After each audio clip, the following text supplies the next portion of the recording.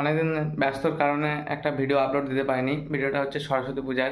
তো ভিডিওটা কেমন হয়েছে দেখতে থাকো, আর কেমন হয়েছে বলিও। ভিডিওটা অনেকদিন পর একটু লেট হয়ে গেল আপলোড দিতে, তো এটার জন্য খুব দুঃখিত, মাফ করবেন।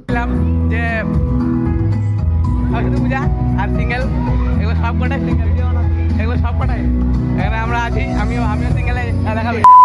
এটাও সিঙ্গেল, এটাও সিঙ্গেল, তোমরা দেখা, এটাও সিঙ্গেল, এটাও সিঙ্গেল।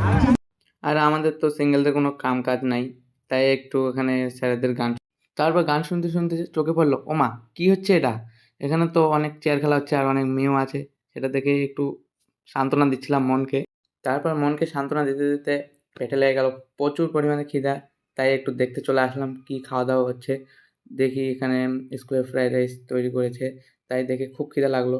তারপরে বসতে চাইলে বলল যে তোদেরও এখন হবে না, কারণ তোরা বড়, প্রথমে জুনিয়ররা খাবে, তারপরে সিনিয়ররা খাবে, এটাই অর্ডার। তো খুব কষ্ট লাগলো।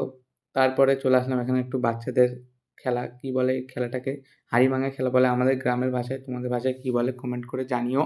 তারপর খেলা টেলা তো হলো না, তারপরে দেখলাম কত মেয়ে স্কুলে। তারপরে অনেক ধুক্কা-বুক্কা করার পর খেতে বসে গেলাম।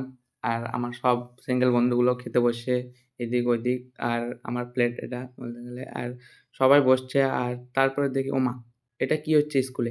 মানে বলতে গেলে এই চ্যাংড়াগুলো স্কুলের মান, সম্মান, ইজ্জত বলতে গেলে সবই ডুবিয়ে দিয়েছে। এদের জন্য কি বলতে চাও একটু কমেন্টে জানিও। তো গাইস, ভিডিওটা কেমন লাগলো নিশ্চয়ই কমেন্ট করে জানাবে। আর ভিডিওটা কেউ সিরিয়াসলি নেবে না, এটা জাস্ট মজা করার জন্য ছিল। তো আজকের এই পর্যন্তই, দেখা হচ্ছে পরে আর একটা নেক্সট ভিডিওয়।